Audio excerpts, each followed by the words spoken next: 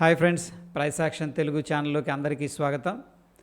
ఈరోజు నిఫ్టీ చూస్తే 40 పాయింట్స్ దగ్గర పాజిటివ్గా క్లోజ్ అయింది. బ్యాంక్ నిఫ్టీ అరౌండ్ 100 పాయింట్స్ దగ్గర పాజిటివ్గా క్లోజ్ అయింది.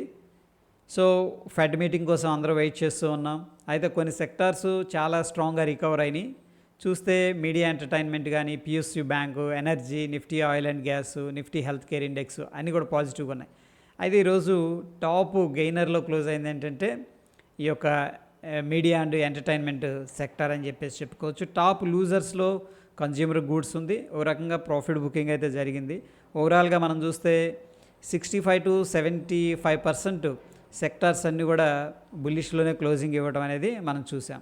చాలా కంపెనీలు ఈరోజు చూస్తే మంచి మంచి ఆర్డర్స్ అనేది దక్కించుకున్నాయి. అయితే టాటా కమ్యూనికేషన్స్ వాళ్ళు ఏంటంటే 5 yearsకి గ్లోబల్ బ్రాడ్కాస్టింగ్ సర్వీసెస్ డీల్ అనేది కుదుర్చుకున్నారు. ఎవరితో? టోక్యోలో 2025లో వరల్డ్ ఛాంపియన్షిప్ అనేది జరుగుతుంది. దాన్ని వరల్డ్ వైడ్గా బ్రాడ్కాస్ట్ చేయాలి టాటా టెలికమ్యూనికేషన్ వాళ్ళు. అట్ ద సేమ్ టైం ఏంటంటే వరల్డ్ అథ్లెటిక్ సిరీస్ ఉంది, దాన్ని కూడా వీళ్ళు ఏంటంటే బ్రాడ్కాస్ట్ అనేది చేయాలి. అందుకని ఈరోజు స్టాక్ అనేది కొద్దిగా పాజిటివ్గా అయితే మొమెంటం అనేది కనబరిచింది. ఇక టెలికాంలో జియో వచ్చిన తర్వాత ఒక రెవల్యూషన్ స్టార్ట్ అయింది. చిన్న చిన్న కంపెనీలన్నీ కూడా తట్టుకోలేక ఎగ్జిట్ అయిపోయినాయి.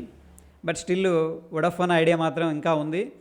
అయితే వీళ్ళు లాస్లో నడుస్తూ ఉన్నారు. వీళ్ళకి ఏంటంటే బల్క్ అమౌంట్ అనేది అవసరం అయింది, ఎందుకంటే ఇదంతా కూడా ఇన్ఫ్రాస్ట్రక్చర్ బిల్డప్ చేయాలంటే. బట్ ఎనీహౌ భారతదేశం డెన్సిటీ ఉన్న కంట్రీ, వాళ్ళు కనుక కొద్దిగా జాగ్రత్తలు తీసుకొని ముందుకు వెళ్ళారంటే తొందరలో ప్రాఫిట్లోకి వచ్చే అవకాశం కనిపిస్తూ ఉంది. అయితే వీళ్ళకి ఏంటంటే ఇప్పుడు స్టేట్ బ్యాంక్ ఆఫ్ ఇండియా వేరే వాళ్ళతో కలిసి, అంటే వేరే బ్యాంకులతో కలిసి చిన్న మొత్తాల్లో కలెక్ట్ చేసి మొత్తం మీద 14,000 కోట్లు అనేది వీళ్ళకి లోన్ శాంక్షన్ చేసింది. సో ఇక్కడ మధ్యవర్తిత్వం స్టేట్ బ్యాంక్ ఆఫ్ ఇండియా చేసిందని చెప్పేసి మనకు అనిపిస్తుంది. ఈ వచ్చిన 14,000 కోట్లని వీళ్ళు ఆపరేషన్స్ కోసం కొంత అండ్ 5Gని రోల్అవుట్ చేయడానికి, దాని తర్వాత అడిషనల్గా స్పెక్ట్రాన్ని బై చేయడానికి ఉపయోగిస్తారు. సో టోటల్గా ఏంటంటే వొడాఫోన్ ఐడియాకి కొద్దిగా మంచి రోజులే అని చెప్పేసి చెప్పుకోవచ్చు. ఇక real estate king brigade enterprises వీళ్ళు చెన్నైలో కూడా ప్లాన్ చేస్తున్నారు. 8,000 కోట్ల రూపాయలు 2030 కల్లా మేము క్యాపెక్స్ ఎక్స్పాన్షన్ చేస్తామని చెప్పేసి చెప్తున్నారు. సో అక్కడ వాళ్ళ టార్గెట్ ఏంటంటే residentials, office, retail and hospitality projects అనేవి మొత్తం మీద 15,000 మిలియన్ స్క్వేర్ ఫీట్ టార్గెట్ అయితే పెట్టుకున్నట్టు వీళ్ళు అప్డేట్ చేయడం అనేది జరిగింది. ఇక శ్యామ్ ప్రసాద్ ముఖర్జీ పోర్ట్ అథారిటీ వాళ్ళు ఏం చేశారంటే ఆ పోర్టు యొక్క మెయింటెనెన్స్ పనులు 5 years కోసం డ్రెడ్జ్ కార్పొరేషన్ ఆఫ్ ఇండియాకి కాంట్రాక్ట్ ఇవ్వడం అనేది జరిగింది. ఆ కాంట్రాక్ట్ విలువ మనం చూసుకున్నట్టే 2016 కోట్లు అని చెప్పేసి చెప్పుకోవచ్చు. ఇది చాలా పెద్ద అమౌంట్. అందుకని ఆ స్టాక్ ఈరోజు ఆల్ టైమ్ హై అయితే హిట్ అయింది.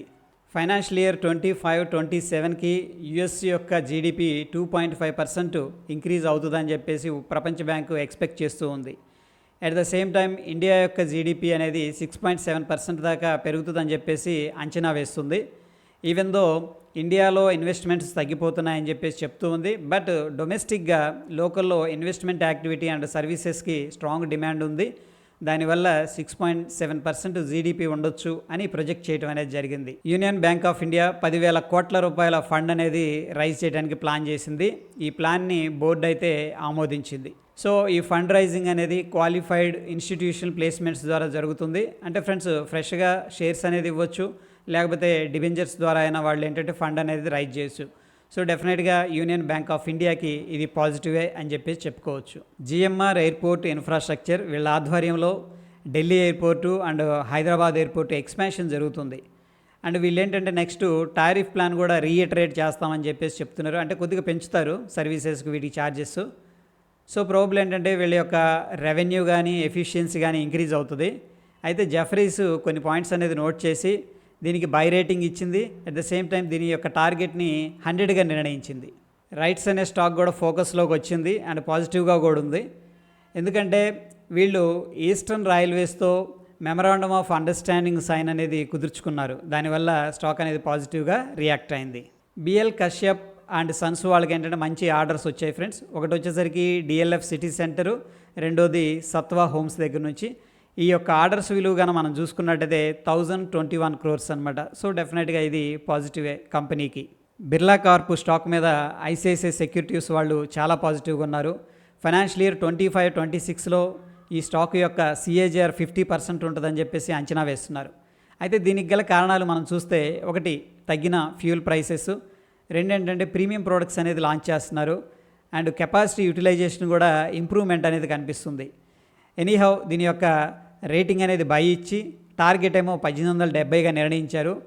ఇక్కడ నుంచి కూడా మనం చూసుకున్నట్టయితే 23% అనేది అప్సైడ్ పాసిబిలిటీ ఉంది. సో ఓవరాల్గా చూసుకున్నట్టయితే బిర్లా కార్ప్ మీద ఐసిఐసిఐ వాళ్ళు చాలా బుల్లిష్గా ఉన్నారని చెప్పేసి చెప్పుకోవచ్చు. ఇవి ఫ్రెండ్స్ పోస్ట్ మార్కెట్కి సంబంధించిన అప్డేట్స్. మన ఎఫర్ట్స్ మీకు హెల్ప్ అవుతున్నాయి అనుకుంటే మన వీడియోస్ని లైక్ చేస్తూ ఉండండి. కొత్త వాళ్ళు సబ్స్క్రైబ్ చేసుకోకపోతే తప్పకుండా సబ్స్క్రైబ్ చేసుకోండి. మరొక ఇంట్రెస్టింగ్ ఎపిసోడ్లో మళ్ళీ కలుసుకుందాం. Stay tune. ధన్యవాదాలు.